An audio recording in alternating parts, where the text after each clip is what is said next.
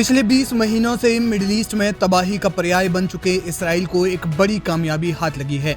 Israel ने एक targeted drone हमले में हिजबुल्लाह के शीर्ष कमांडर मोहम्मद अली जमौल को दक्षिणी लेबनान के डेर अल जहरानी क्षेत्र में मार गिराया है। यह हमला शनिवार सुबह लगभग 5 बजे किया गया, जिसे आईडीएफ ने कुछ घंटों के बाद आधिकारिक तौर पर इसकी पुष्टि की। मोहम्मद अली जमौल हिजबुल्लाह के शाकिफ क्षेत्र में रॉकेट यूनिट का कमांडर था और इस्राएली नागरिकों और सैनिकों पर कई प्रोजेक्टाइल हमलों की योजना बनाने और उन्हें अंजाम देने में शामिल था। कहा जा रहा है कि हिजबुल्लाह का कमांडर इसराइल के खिलाफ कोई नई प्लानिंग को अंजाम दे रहा था, लेकिन इससे पहले ही इसराइल ने उसकी कोशिशों को नाकाम कर दिया है। जमौल की मौत की पुष्टि करते हुए इसराइल डिफेंस फोर्सेस ने कहा, दक्षिणी लेबनान के डेर अल जहरानी क्षेत्र में हिजबुल्लाह के रॉकेट सरणी के शाकिफ क्षेत्र कमांडर मोहम्मद अली जमौल को आईडीएफ ने मार गिराया।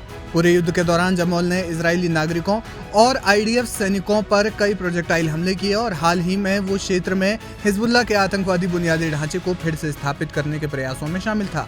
मोहम्मद अली जमौल की गतिविधियां इसराइल और लेबनान के बीच समझ का एक स्पष्ट उल्लंघन थी।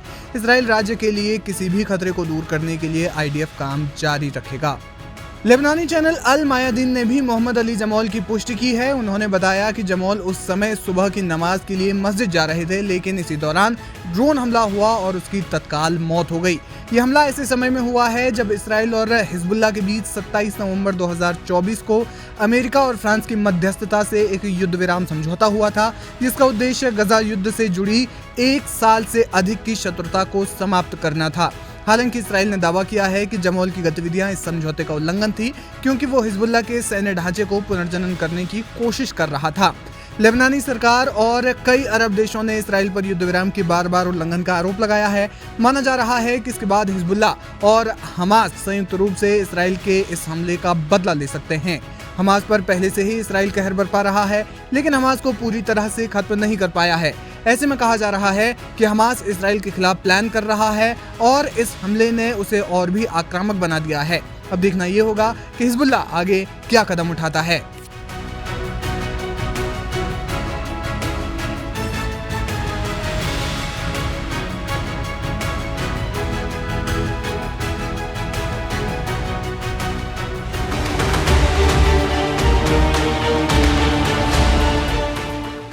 इसराइल और हमास के बीच बीते 1.5 साल से जंग चल रही है। इस जंग के दौरान इसराइल ने गजा में जोरदार बमबारी की, पूरी गजा पट्टी को तबाह कर दिया। इस दौरान इसराइली फौज ने हमास के लड़ाकों को भी चुन चुन कर मारा। इसराइल के प्रधानमंत्री बेंजामिन नेतन्याहू बार ये कह चुके हैं कि उन्होंने हमास को कमजोर कर दिया है, लेकिन ये दावे खोखले नजर आ रहे हैं। जी हाँ, इसराइल ने गजा को पूरी तरह से बर्बाद कर दिया और हमास को खत्म करने के लिए एड़ी चोटी का जोर लगा दिया, लेकिन इतने सब के बाद भी इसराइल हमास को पूरी तरह से खत्म नहीं कर पाया है।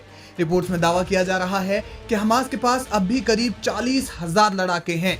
इसके अलावा सुरंगों का भी एक बड़ा नेटवर्क है, जो रणनीतिक रूप से हमास को ज्यादा मजबूत बनाता है। दोनों के बीच हालिया संघर्ष कोई पहली बार नहीं है, बल्कि इससे पहले भी उन्होंने कई बार हमास पर हमला किया है।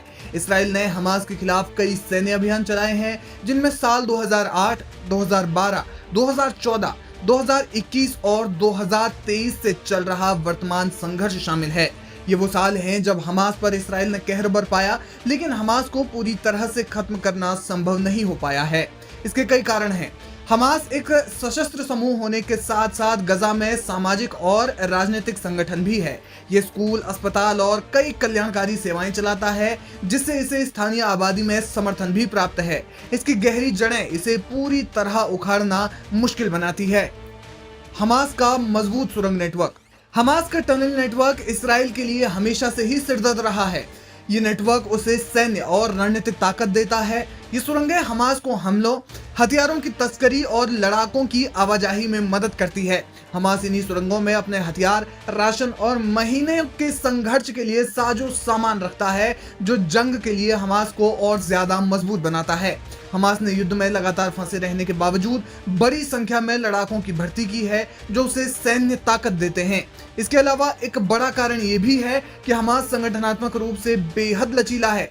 हमास बार हमलों के बावजूद अपनी नेतृत्व संरचना और और सैन्य क्षमता को पुनर्जनन करने में सक्षम रहा है। इसके शीर्ष नेताओं को निशाना बनाने के बावजूद संगठन नए नेताओं को उभारता है, इसलिए उसके टॉप लीडर्स को मारने के बाद भी इसराइल हमास को खत्म नहीं कर पा रहा है।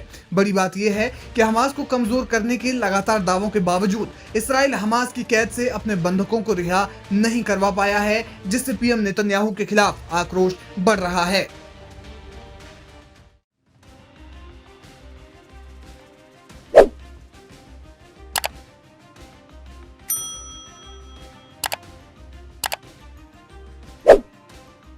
इजराइल ने गाजा में जिस तरह की तबाही मचाई उसे पूरी दुनिया देख रही है। गाजा में लोग किस तरह से खाने को मोहताज हो गए उससे पूरी दुनिया इजराइल से गुस्सा है और हर कोई इजराइल से बस यही मांग कर रहा है कि अब युद्ध रोक दो ताकि इस युद्ध में और निहत्थे लोगों की जान न जाए। लेकिन इजराइल ने साफ कर दिया था कि जब तक हमास उसके बंधकों को नहीं छोड़ेगा वो युद्ध खत्म नहीं करेगा।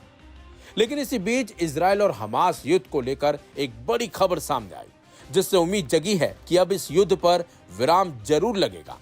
जानकारी के मुताबिक इजराइल युद्ध विराम के लिए तैयार हो गया है।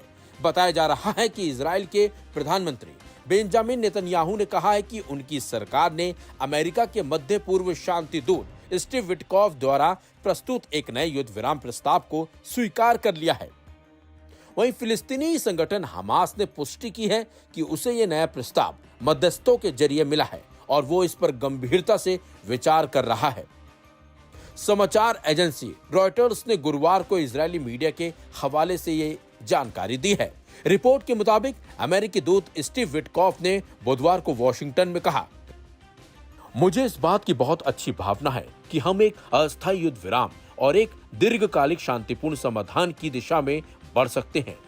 हालांकि यह प्रस्ताव आधिकारिक तौर पर सार्वजनिक नहीं किया गया, लेकिन एसोसिएटेड प्रेस को एक हमास अधिकारी और एक मिस्र के अधिकारी ने कुछ प्रमुख बिंदुओं की पुष्टि की है, जिसमें उन्होंने बताया कि विटकॉफ ने युद्ध विराम के लिए क्या क्या प्रस्ताव दिए हैं।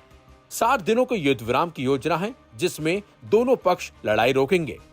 इस दौरान गंभीर वार्ता की गारंटी दी गई है ताकि एक स्थायी संघर्ष विराम की नींव रखी जा सके। आश्वासन दिया गया है कि बंधकों की रिहाई के बाद इजराइल फिर से सैन्य कार्रवाई शुरू नहीं करेगा। इजरायली सेनाएं उन स्थानों पर लौटेंगी जो पहली बार के युद्ध विराम के दौरान थी। हमास की ओर से 60 दिन की अवधि में 10 जिंदा बंधक और कुछ शवों को रिहा किया जाएगा। इसके बदले में इजराइल 1100 से ज्यादा फिलिस्तीनी कैदियों को रिहा करेगा। इसमें 100 ऐसे कैदी होंगे जो लंबे कारावास की सजा काट रहे हैं और जिन पर बड़े हमलों का आरोप साबित हो चुका है।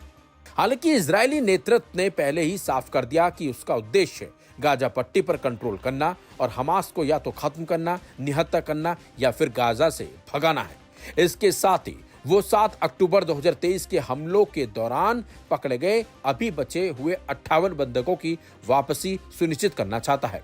आपको बता दें, हमास के हमले में 1200 से ज्यादा इजरायली मारे गए थे और 251 लोगों को हमास ने बंधक बना दिया था।